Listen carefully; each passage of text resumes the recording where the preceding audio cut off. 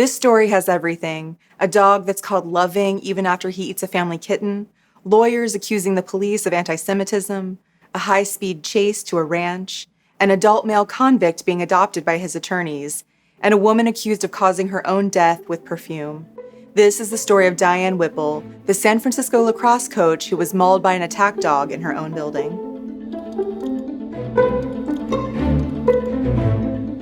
Hi friends, I'm Katie, and this is Katie Does Crime. Thank you for joining me for the first time if you're new here, and hello to the usual rapscallions and reprobates. Please consider subscribing or joining me on Patreon if you'd like to hear more true crime stories. Today's case was recommended by Kate Boyd 9374, and I really appreciate it when you let me know about cases that I may not have heard of, so thank you, Kate.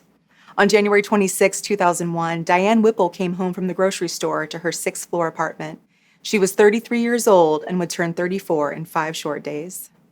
She lived in San Francisco, just east of the Golden Gate Bridge area in the neighborhood of Pacific Heights. Diane was an East Coast girl from Long Island, tiny at only 5'3", but an athlete so talented that she almost went to the Olympics 5 years previously. She went All-American in soccer at Penn State and was nicknamed the Whip. She took a job as a lacrosse coach at St. Mary's College on the Oakland side of the bay and warmed the hearts of her players with her desk that happened to be full of candy. She also had just qualified for the Boston Marathon.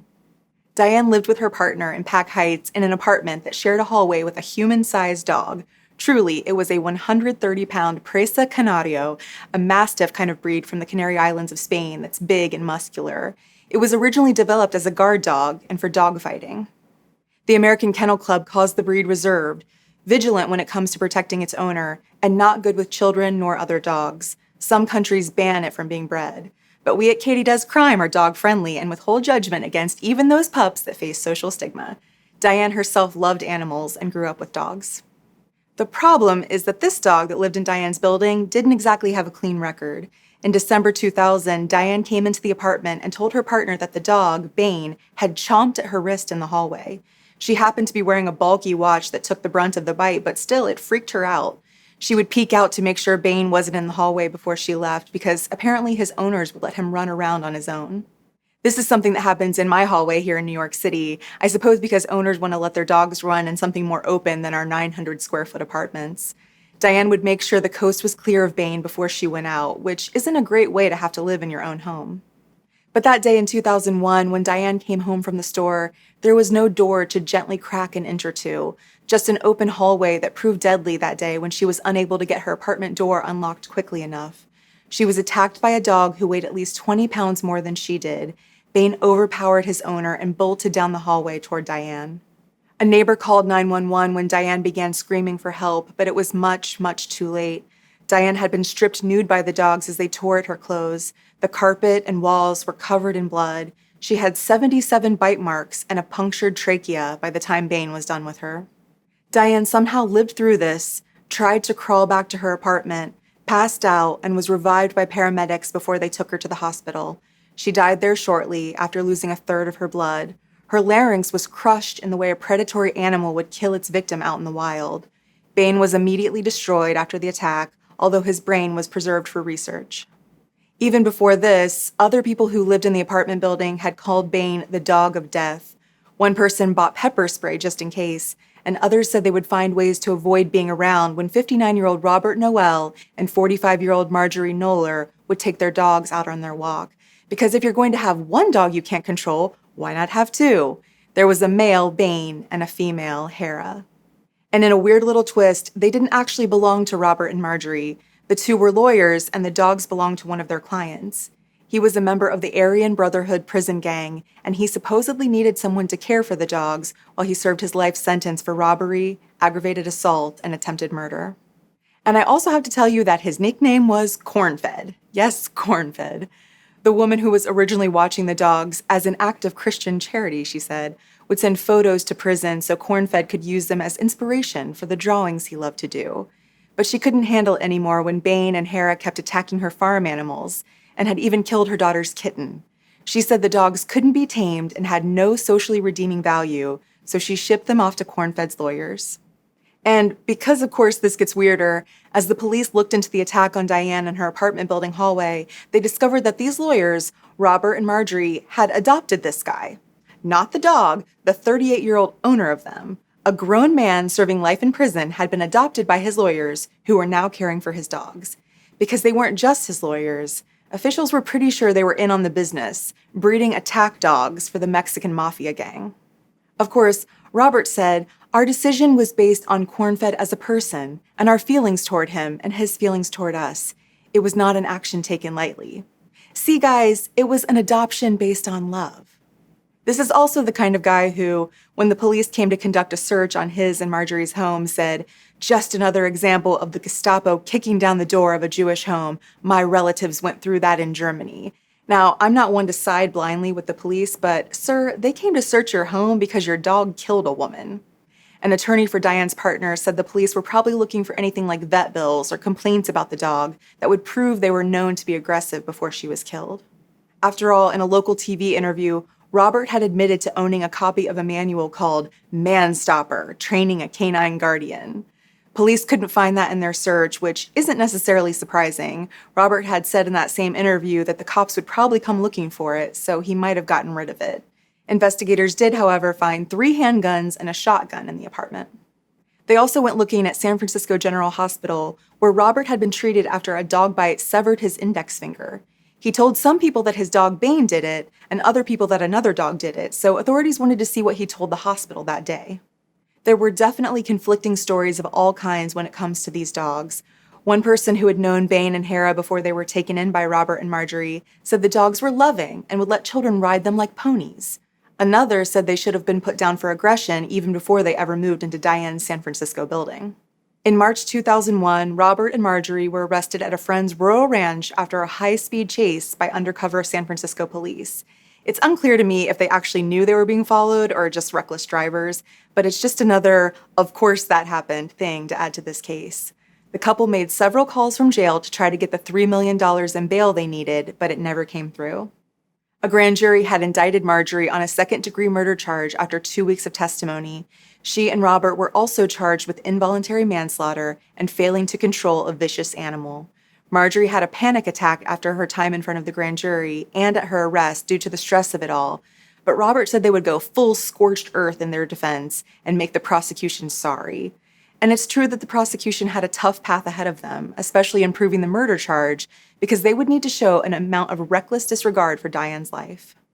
Robert had said that Diane's death was her own fault because she had dared to leave her own apartment. He said her perfume had probably upset poor Bane the dog. Robert also claimed that Diane had hit Marjorie in the face out there in the hallway while Marjorie was only trying to protect her from Bane, and Bane therefore had to protect his owner. The thing is that a scared neighbor looked through her peephole and said 2 minutes passed before she heard anyone trying to get Bane off of Diane, so it seems there's a chance that Marjorie hadn't even been there when Bane attacked. What Marjorie told police at the time of the incident is that Diane had tried to move backward into her apartment, but it only made Bane more upset. I would hardly say that Diane was at fault for trying to walk away. Robert also argued that Bane didn't kill the kitten of the woman who was originally caring for him, that, in fact, Bane was a gentle beast who befriended that kitten and carried it around in his mouth. Robert and Marjorie also planned to argue that since they didn't own the dogs, only cared for them, they couldn't legally be found guilty of owning an animal that they failed to control. But there were several things that weren't working in Robert and Marjorie's favor. One, the California Department of Corrections had proof that the dogs were being bred specifically to fight. 2, Diane had filed a police report when Bane bit her wrist that first time, and investigators found that another man had moved out of the building when Bane bit him as he exited an elevator in their building. So this dog had a known history. And 3, in jailhouse letters from the original owner of the dogs, the convict describes them as vicious to Robert and Marjorie, meaning they knew the dogs needed special handling. But there were no witnesses to the attack, so it was going to be hard to prove what really happened. There were, however, about 40 people, including mailmen and dog walkers, who had shared their accounts of threatening interactions with the dogs. After the attack on Diane, an animal behavior specialist tested the female dog, Hera, to see how she acted around different people. One witness said, "It was scary. You wouldn't want it around your family." Hera was ordered to be destroyed. Robert and Marjorie, her caretakers, were banned by the court from owning a dog for 3 years because it would be a significant risk to the public health, welfare, and safety. The director of San Francisco's Department of Animal Care and Control said, "We're certainly not relishing the idea of killing any animals, and we are not relishing a victory here." At trial for Diane's death, some of Diane's friends and family had to leave the courtroom as photos of her body were shown. A vet who treated Bain and Hara testified that he sent Marjorie a letter in 2000 saying that they would be a liability in any household, and she had thanked him for that information, which also proved that she knew they were dangerous. And a paramedic who was first on the scene said that Marjorie didn't once ask how Diane was doing. The jury also saw Robert's finger injury from where Bain had bitten it off.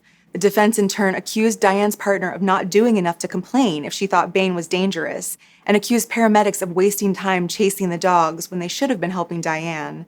The medical examiner said, "Don't worry, Diane was so incredibly injured that nothing could have helped her." 11 hours into deliberations, the jury had decided Robert Noel and Marjorie Knoller were guilty. Robert was given 3 years, but was paroled in 2003 and asked not to go back to San Francisco, likely because he'd gotten too much attention over this case in the 18-page letter he wrote to the San Francisco DA, where he blamed Diane for her own death. He instead lived in Fairfield, southeast of Napa, and allegedly worked as a baker for some time. When he died of heart failure in June 2018, he was living in a nursing home near San Diego. It was his 77th birthday, and no one told Marjorie about his death for 3 months. Marjorie was sentenced to 15 years to life in prison, which she appealed until she couldn't appeal anymore. She's currently 68 years old and is in the Central California Women's Facility. In February of this year, she was denied parole partly due to misbehaving while incarcerated, and partly because the panel deciding her fate said she would be a danger to society. Marjorie Knoller showed no emotion as the parole commissioner announced the decision just a short time ago, minutes ago. In fact, she was convicted of second-degree murder and is serving a sentence of 15 years to life. The board says one reason parole was denied was due to disciplinary action against Knoller while in prison.